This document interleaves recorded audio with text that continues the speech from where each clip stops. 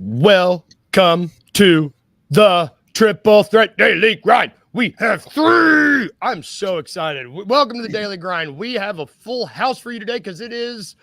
That was my drum roll. It sounded like I just had a stroke. It's the NBA draft. It is the NBA draft, and I have Rusty and Uncle Buck. I got each of the two Bucks with me today, brothers. How are you each? We're good, man. Everything's good here in Memphis. This is one of the most exciting days of the year. We had an exciting NBA draft eve, and then NBA draft day is even better. Let's go, man. Yeah, we're pumped. We're pumped. Draft day is so much fun if you've got a reason to look forward to it. You know? Absolutely. It's like the start of free agency draft day. It's just so much fun if you've got a dog in the race, you know? 100%. And I feel like this draft is more so like that than other drafts because there's just like so many options and nobody has any idea what's going to happen. Right. I wish every draft was like this, where it's like, I don't know. Like, it's cool no when drama. you know. Yeah. There was very little drama at the top end of last year's draft. Like everybody knew it was Wembanyama and Scoot Henderson and then Brandon Miller. And so it's like for the first 40 minutes of the draft, because each pick takes 20 minutes. It's just like, okay, who's being picked fourth, you know? It's like Wayno said in the comments this morning, this is what Christmas is like for adults. It's basketball Christmas. You know, when we were kids, we get so excited with the wonder of what are we going to get from Santa. Now it's like, what are the basketball gods and Adam Silver going to bless us with tonight at the draft? So I couldn't be more excited for tonight. Well, yeah, and if you're a Knicks fan, I tell you what, Christmas came early. Came early because the Nova Knicks are finally complete. I don't know. We were texting last night about the show, and then all of a sudden, mid-text, it was like, wait, what's happening? Because this dropped at, 9 o'clock, 9:30 last night? Right. And the Nets got, like, literally 100 picks and Bogdanovich 100 to make this happen. They got 100 picks from the Knicks. They got 100 picks from the Rockets, apparently. It's just like all these picks. Yeah. It got really confusing for me when they started talking about the second half of the deal with just swapping first-round picks. I was like, nah, the players is what matters.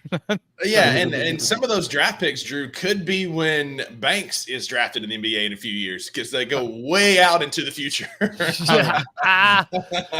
You know, is it by 5? the time you 5 and a pick swap, or is it 4 and a pick swap? It's 5 and a pick swap, and then Bogdanovich moved as well. Yeah, it's so funny. You know, you could trade these first-round picks 7 years out. And so, like, by the time that the Nets get that last pick 7 years out, my daughter will be 9. It's like I don't even want to think that far ahead. You know, that's not a reality I want to think about yet. So I mean I might be dead. Maybe, you know, Snoop Dogg may be president in 7 years. We don't know. We can only hope. Yeah, we can hope. Yeah, fingers crossed. This is the first deal that the New York teams have made since the 80s. Did I read that right? Like 83, 88, something like that? It's wild. You know, it's kind of like, you know, transferring from Ole Miss to Mississippi State. You know, it's not anything you want to do. And apparently what I read, and I think it was Woj, said that the Nets did not want to trade him to New York, but his agent said, he came to him and said, listen, we're about to go public demanding a trade to the Knicks. So while you've got leverage in the public eye, you better do it now. And that's what got it done. And I mean, the nice thing for Mikal is he ain't even got to move houses. Like he can stay right where he's at. And just his commute might be a little longer, but he ain't got to go nowhere. He just got to change his T-shirt selection. Change his wardrobe a little bit. Yeah, go get Kyle Lowry. Go get Kyle Lowry and have a starting 5 of all Villanova players. Just do it. I would love that. I love that. I cannot imagine Kyle Lowry playing with those dudes. But like, it's interesting though because I think this trade may help the Grizzlies. Like it helps us both ways. I mean, the Knicks, this hard caps them. So could we make a play for Hartenstein? It sounds like they want to try to sign both him and OG, and I just don't know if they can do that. Like, so Woj said that they are going to still be aggressive with signing OG Anunoby, but it would make it harder for Hartenstein. So Hartenstein, he is an unrestricted free agent, and and he's going to command some money. So I think that probably just means that he's going to walk. Mm-hmm. They're going to run it back with Mitchell Robinson.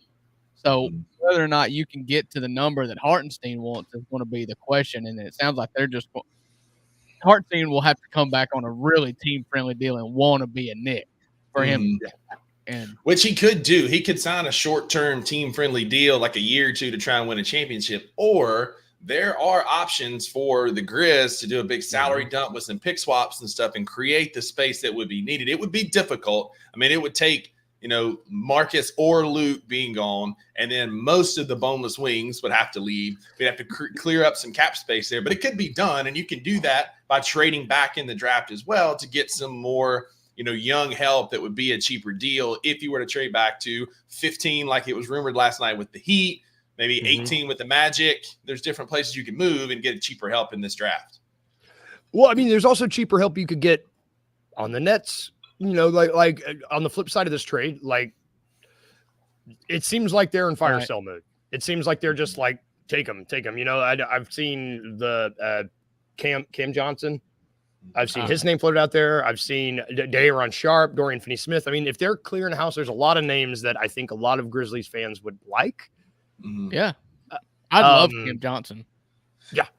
That seems to be the one that I think a lot of people are really high on. I don't get the hype on DFS. Like, I know he's a good player, but everybody wants him in Memphis, and I may be odd man out on that, but I'm just not super high on him coming to Memphis. He doesn't do a lot of things like super well that we need, like a Claxton or a Cam Johnson would fit really well. But I don't get the DFS hype to come to Memphis. And maybe I'm missing something. I've been wrong before. I know it's rare, but I just don't. Right. I don't get the hype. I just think I'd be lying to you guys. I can't sit here as an honest man and tell you guys a strong opinion about Dorian Finney-Smith because I don't know that he's ever played on a team that I've enjoyed watching. Yes. I mean, I don't know, man. Well, and honestly, like, if I have to choose between him and Cam Johnson, I'm picking Cam Johnson. Absolutely. 1,000%. And it's like as soon as this dropped, I just saw the trade machine was going crazy. People were like, how can we get Cam Johnson to Memphis? How can we get Hartenstein to Memphis? I mean, it's just like I kept hearing that Paul George was going to be the first domino to fall. I think this is clearly the first one. There's a lot of desirable players on both the Knicks and the Nets that could really help a contending team. And I think it's like a process of elimination for the Grizz. Sorry, Drew. It's just it's one thing to not worry about, right? Because we've all been wanting Mikal Bridges, and it's a bummer that we didn't get him. Like, he would have fit this team really well. But also, part of me is kind of glad we didn't have to give up 5 draft picks to get him. And it's one less thing that we're worrying about, right? Like, we can now focus on moving to finding some shooting help elsewhere or finding a vet big or a big in the draft. Yeah, I would have done it. I'd have done the 5 picks, I think, for Mikal Bridges. To me, if I was smart enough, I think probably the most implications that this did for the Grizzlies is whatever Houston is thinking now with all those whatever exchanging of picks or whatever that they did. That's probably for the Knights' purposes. I don't know if that allowed them to have a treasure trove big enough to want to deal the 3rd pick for a superstar and who might or might not be a candidate to trade with them. Question. Well, it sounds like they're gearing up for Kevin Durant, right? He walked that back. Woj walked that back quickly. Did he? Yeah, he did. Yeah, real quick. Question. If Houston calls and they're wanting to do that pick swap 3 and 9, Marcus Smart, what about, again, this is pie in the sky. They never let him go. But if you want that, you've got to pay to play, right? What about Alfred Sengun coming to Memphis from Houston? Do they let him walk? I don't know. I don't know that they do. If you give them enough picks, that they will. Because if they're hunting draft capital on Marcus Smart, give him a few extra picks. And I mean, the guy's a rebound double machine. Yep. I don't know how he fits. I mean, I guess he's a true center. But he's going to fit more along that Jonas Valanciunas line. To me, I think Houston would want to consolidate wings, much like we are. They've got Jalen Green, one of the Thompson twins, Jabari. I mean, they've got so many guards in the last 2 years. And then they traded for, or they picked up Dylan Brooks and Van Vliet. So I mean, like, I think they more want to consolidate young wings and get older, much like the Grizzlies did with Marcus Smart, which is probably the exact reason why Marcus Smart was such a prime candidate for Houston. They want to get older and get some veteran leadership, which is the exact same reason why we traded for him. Well, listen, Not like that if much you want, if you want him that bad, like you put it out there, you want him that bad, you got to send something pretty good to get him. I think Sengun would fit in our post pretty well alongside Jaren. So you thinking that if they want Marcus, you're thinking send a Sengun? Is that what you're saying? That's like what I we're gonna would. need something? Yeah, I don't think the 3 pick is enough. Like if it's just not That's what enough. I'm saying. That's what Not I'm saying. in this draft. Mm-mm. Not in this draft. Mm-mm. And that's a good transition because we were talking in this draft specifically. There are a lot of options. There are a lot of options for trading up, like a lot of arguments for trading up, trading back, for not doing anything. I think the 3 of us have different opinions on what we should do, whether or not we actually, those are our convictions, but we have thoughts on what we should do. I want to start with let's start with Drew, because you want to you think trading up is exciting. You think that's a good idea. Yeah, I mean, we're in the entertainment business here. The Yeah, NBA we is are. an entertainment business. I want to go and I want to be entertained. And to me, the most entertaining thing you can do is go have a conviction about somebody and move up and get them. Yeah. And so we're sitting at the 9th pick. In this draft, there's going to be options at 9. In this draft, there's going to be options at 15. I think that's the best part of this draft. And a lot of the reason why it's being misconstrued as a very weak draft. It's weak as far as superstars go, but it's not as far as depth role player goes. So Exactly. my case for moving up to 3, as I've said on this show, I've said on the $2 Sports Show, the Grizzlies are going from one of the cheapest teams in the NBA to the 8th highest payroll team in the NBA, up against the second apron. We're talking about making moves to get rid of Luke Kennard just because we can't afford him. Yeah.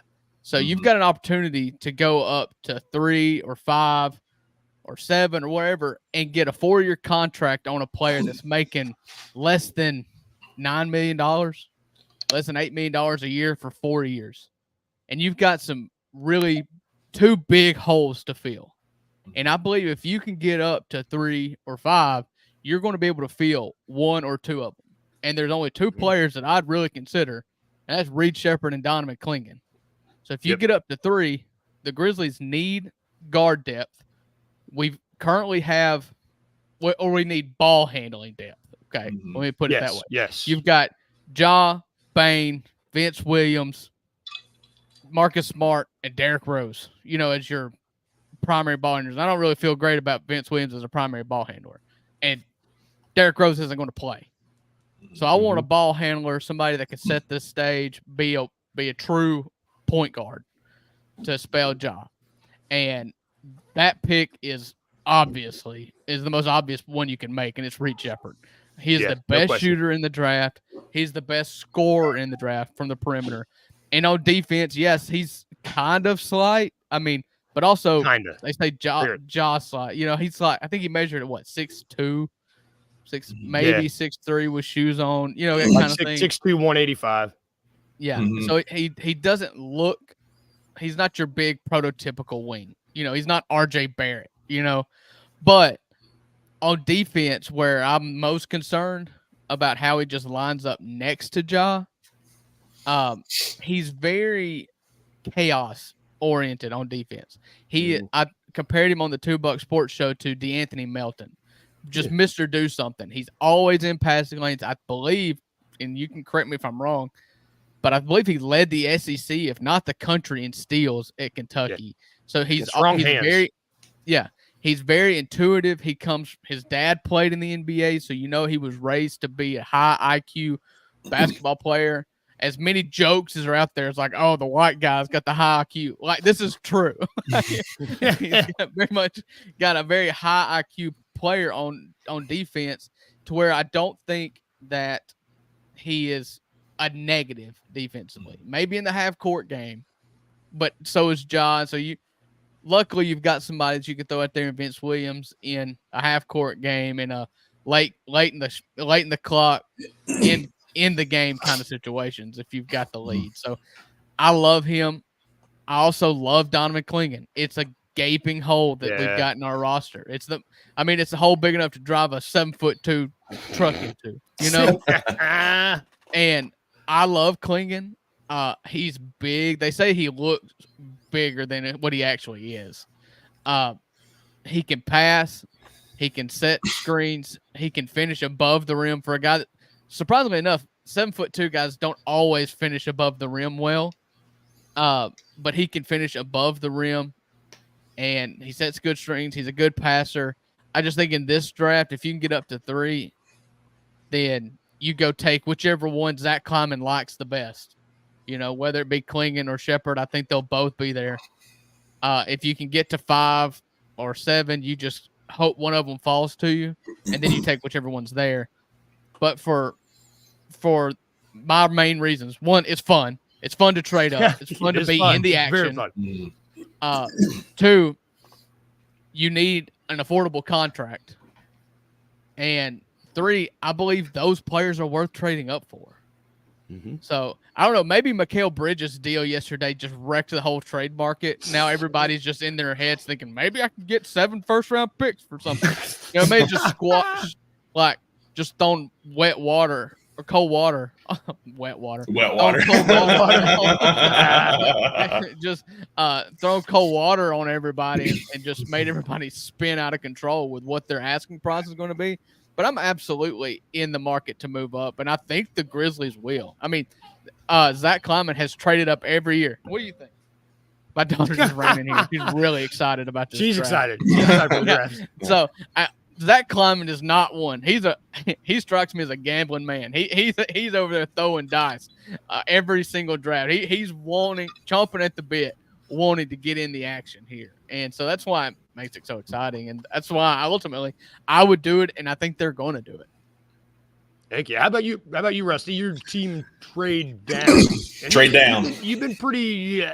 You've seen Rusty's keen on that for a hot minute. Rusty's the cold, wet water. I'm not because if you saw my Twitter account yesterday, I think there are moves that can be made that move us back, that gets us some excitement, that gets us some new players. I was playing around with the draft machine yesterday, and for Luke and I's show yesterday on the Daily Grind, and then afterwards at work, I had a little bit of time on my lunch break, and I was playing with it for something I was working on. And there's a move with Orlando that moves us back to 18 that I just really talked myself into yesterday. And it's getting us the big help that we need. Because, Drew, you're right. Like, real quick sidebar, I don't mind trading up. The only scenario I would trade up for me is Donovan Klingon. I like Reed Shepard. He's a scorer. He's elite.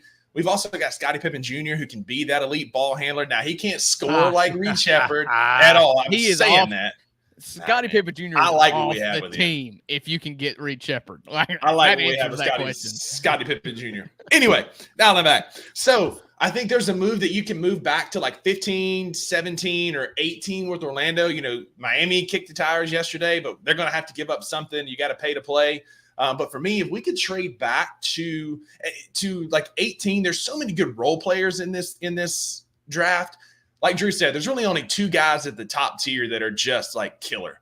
After that, it's a bunch of role players that are going to be kind of plug and play, stopgap guys, and not really, you know, a whole lot of guys that are going to be like all NBA, I don't think. And there might be. But if we can move back to 18, we could have – this is the trade that I came up with yesterday. Got some love on Twitter. We'll see kind of how it plays out. But if we can move back to 18 with Orlando, we can go – yeah. We can go Luke Kennard, move off his salary, move the 9 pick to Orlando for Wendell Carter Jr., get their 18 pick this year, and then get our second-round pick back next year. It works. The salary works. That actually clears up $3 million. It gets us a little bit further away from the apron. You get an athletic big that pairs well beside Jaren Jackson Jr. Just blank there for a second. You got 2 juniors in the post, which never hurts. You've got an athletic big who averaged 8.5 rebounds a game. I mean, you could really throw out a lineup of G.G. Jackson Jr., Jaren Jackson Jr., Wendell Carter Jr., and Vince Williams Jr. and Scottie Pippen Jr. You got 5 juniors on the floor. That's a lineup of death and very, very much confusion. But Drew, you were talking about getting team-friendly contracts and cheap deals. You know, you're getting a big in this trade for $11 million, and that's cheap for a seasoned NBA post player, A. B, if you move back to 17, 18, I didn't do the math on this if I was a good podcaster, show co-host, or whatever. But, like, at 17, 18, it's going to be way cheaper than at 3, 4, Yeah. 5, 6, 7. You can still get a quality guy. I'm pretty high on Jared McCain around that place. If we do move back, kid can shoot. He gets your ball handling, Drew. He was a career 40%, 42% three-point shooter on 6.5 threes per game, average 2 assists per game. Shelby's fired up about Jared McCain. I struggle a bit with his TikTok videos that he puts out and painting his nails for ball games. That's a little different, but hey, this is 2024. I'm an old hat, get off my porch, curmudgeon kind of guy, right? But the guy can play. He's a dog. He does everything that Luke does, and he plays defense. And so if we can move back to there, or if that's not the take, move back there and take Khalil Ware. Y'all know I've been high on him for a long time. He can satisfy some of our post needs. He could be kind of a development guy at that 15 to 18 pick that doesn't cost a farm, that if you took him at 9, which is a reach, but then you get a big for the future. You can play now with the Wendell Carter Jr., somebody that you could pull from one of those. Because right through there is like Miami, the Lakers, you got Dallas, you got Orlando, all kind of right in that 15 to 20 range. And you could get a really cheap contract right there on a guy who might be a diamond in the rough, like a McCain or the Colette kid from Marquette, who can absolutely shoot the lights out. Or you get Khalil Ware, and then yesterday it kind of came out over the last week, really, that we worked out that kid from Oakland that lit up Kentucky. The accountant, what was his name? Jack, Golke or whatever. Golke, yeah, something like that. We had a workout with him, dude. Like, you get somebody on the Khalil Ware, Jared McCain, and then you take, sign him as a free agent after the draft, and there's your shooting right there. So to tell you to answer your question about how much the 17th pick in the draft. So typically, I think these their estimate on 120% of what last year's rookies made is according to the Detroit Free Press. I didn't look at my source before I started reading. But the 17th pick, you said that's what Detroit's at, right? That's the pick you're looking at. So 18, Orlando is 18. 18th Orlando. So 17.61 million over 4 years, which would be about $4.5 million a year. I mean, yeah, sign me up for that, dude. Especially if you get a guy who can shoot the lights out. Like McCain averaged, he was 42% threes on 5.3 or 6.5 threes per game. 5 rebounds a game as a guard is pretty good too. From a point guard, he's 6'2", 203. He's not huge. He's kind of slight, but he is an absolute dog on defense. He also paints his nails. So yeah. I like that. Listen, you make that trade for Wendell Carter Jr. and then the pick yes, cherry on top. That's the reason why I don't think there's a shot in the world that the fact that Wendell Carter Jr. only makes $12 million a year makes him untouchable if you're Orlando. Yeah. I mean, in my I didn't realize he was. That's so. Signed. That's such an affordable contract. He's the same draft class as Jaren, and they both signed deals that offseason coming off injuries and signed extremely team-friendly deals. And Wendell Carter Jr. even more so. We got Wayno hopping on the McCain trail in the comments. He's painting his nails right now, getting ready for number 0 coming in from Duke, man. But at $4 million, like, that would be super cheap. It gives Orlando some veteran shooting around their young core that they need and some veteran leadership that can take the ball, bring the ball up the court, shoot for him. I've always liked Wendell Carter Jr.'s game. He's athletic. Yeah. He's big. He protects the rim. He plays above the rim. I think he fits this. Perfect. Yes, perfect for this team. Climate, if you're listening, make it happen. I'd forgotten about Wendell Carter until you texted me that trade yesterday, and I was like, "What have we been doing? How have we been sleeping on this guy?" Like, it's such a good, it's a good fit, good idea. It helps. I don't know. And listen, man, he wears the goggles now. I mean, sign me up. Horace Grant, the second coming of Horace Grant in the 90s, man. if you go trade for goggles and then draft fingernail paint, like, I mean, we're the swaggiest team in the world. We're the official team of TikTok. We're the TikTok generation team at that point. TikTok team. 100%. Man, that's the first. You guys have spelled out both of the scenarios where I would be okay for trading up for those two guys, and I'd be okay for trading back if we can make a deal like that. I'm going to be boring. I think staying put. I don't want to overcomplicate things. Work smarter, not harder. I work harder more often than not, and it sucks. Like, if we could just stay at 9, draft a Dalton Connect, draft a Ron Holland, draft someone who is a good, I want someone that can start on day 1 and that's Connect, and he fix our shooting need. Or if we get Holland, who might be the number one pick in any other draft. He was the number one pick in this draft for a long time. I think people just got tired of him, and so they bumped him down to like 9. Those are the dudes. That's my argument for staying put. If we can get a GG Jackson type scenario where the guy's the best prospect in the draft and is just sliding a little bit for whatever reason. Oh yeah, there you go, GG. Or if we can get Dalton Connect, who is, I think, can step into a rotation tomorrow, and offer something. I don't want to get we've gotten fancy before and we wound up with David Roddy and Jake LaRavia. I just would rather Zaire. God, at this spot.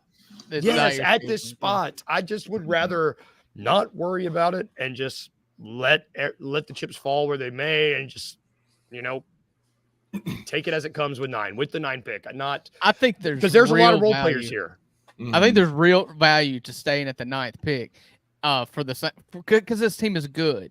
So if you just want to sit back and be like, all right, we're good, let's feel a role, and you've got a role guy, like, they like Connect. I think they like Connect, and maybe I've been a little too hard on Connect. And for the 9th pick, you just go get a guy that can shoot and catch kickouts in the corner from Ja. Like, there's a real value there, and if that's what you see, then that's fine. Or the biggest swing of the draft is Ron Holland. And he's at 9, then I like that too. Just go swing for a cheap contract, 4 years that could be an all-star. I like that. I love Ron Holland because all the reports are that he's just a dog. Despite his, you get a lot of these he was the number 1 player in his class.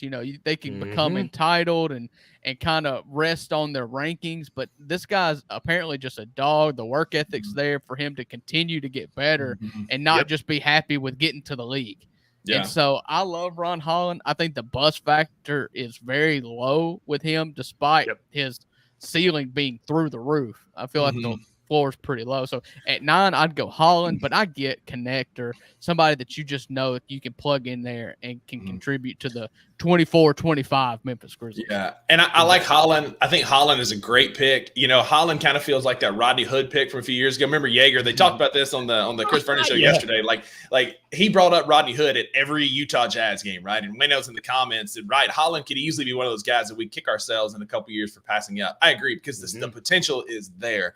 Dalton Connect reminds me of a guy that was born the same year as myself that is still on an NBA contract. Albert Einstein. Joseph Howarth Ingles, who stands in the corner and knocks down threes. Like, how many times has Joe Ingles been on the wing or been in the corner and buried a 3 at a big moment on a kick out, right? Like, that could be Dalton Connect. Just go stand over there, shoot your shot when we give it to you, lumber up and down the floor. Because Ingles, much like Ingles, Dalton Connect don't play a lick of defense. Like I said the other day on Luke's show, like, he's got the lateral movement of a marble statue. Like, you can get past him with like a easy crossover. But the guy is one of the hottest streaky shooters that's in this draft. And when he catches fire, we saw it at Tennessee. When he catches fire, he can score 20, 24 points in a friggin' row in a heartbeat. Yeah. But for me, if I stay at 9, the player that I want, I love Connect. I like his offensive game. I like Ron Holland. Give me Devin Carter. I just love that dude. He's a dog. You talk about a guy, like, there's been all these reports about people turning down workouts with him and not wanting to, play one-on-one with him because he's got that Tony Allen mentality that he's going to absolutely eat you alive in one-on-ones. And nobody wants to hurt their draft stock because they're playing against an absolute killer. And Devin Carter can score. Verno's made this point several times over the last week. He led the conference in rebounding as a guard, and they're in the same conference as UConn. Like, we're all in on Donovan Clingan, and a guard led that conference in friggin' rebounding, man. Like, the guy just has a knack for getting to the ball. And I talked about this in an article that's going to be coming out later today. I'm super stoked about. Like, he does the little things well.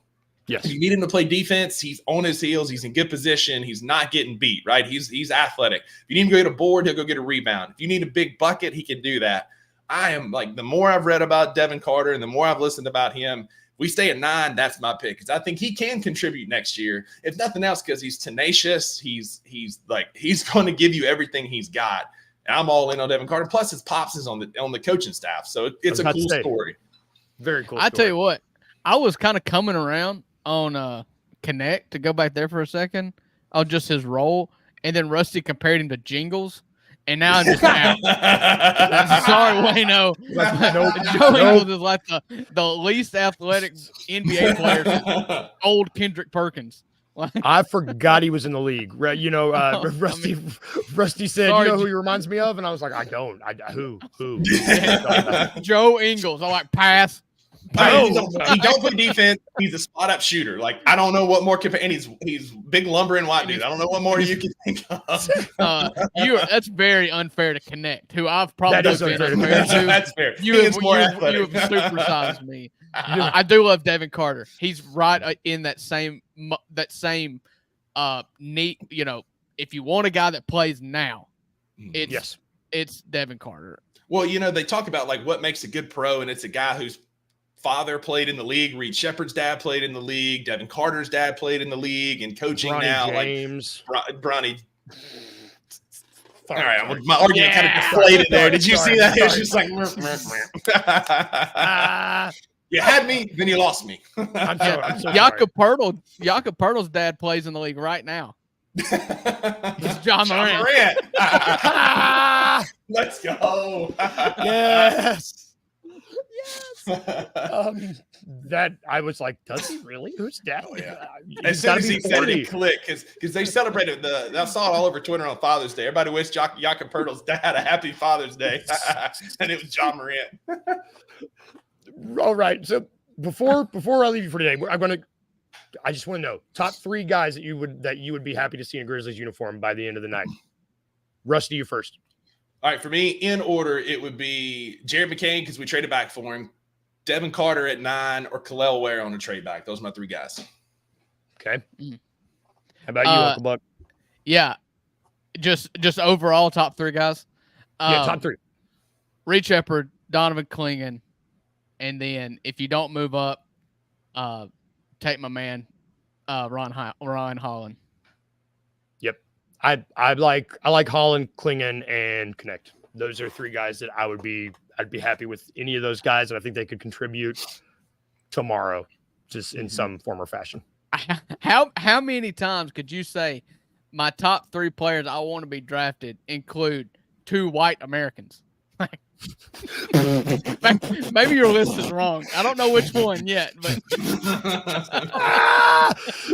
hey, my list has it too. You know, Lord help. Oh, God help us. That's good to do it for. Yeah, go ahead. Daniel said it on his show, the Grizz 901 a couple weeks ago. He had his Grizz question of the day. It was like, how many top 10 white Americans have been drafted? And the bust is just like 98%. Like, oh God, like Gordon Hayward is the only good one. That ain't looking good. Then give me Devin Carter. Thank you very much. Devin Carter. We're gonna end it on that, y'all. Thank you for tuning in for the show today, Uncle Buck. The 2 bucks, y'all. Thank y'all both for hopping on with me today, y'all. I appreciate you. You're never gonna do this again, tonight. Are you? No, I'm going to do it tomorrow. That's not true. I might take a day off tomorrow after the draft. I don't know. Your show's going to drop Friday. We've got the Grizz 901. It's a live draft show tonight at 7. Going to be hanging out with a couple guys there. Just Benson show's happening right now. You can catch a whole mess of shows. Thank y'all for tuning in. I will see y'all tomorrow, maybe. Everybody else, see you at the draft tonight. And remember, if I can leave you with 2 things, remember to be a little weird and remember to smile. I'll see everybody tomorrow.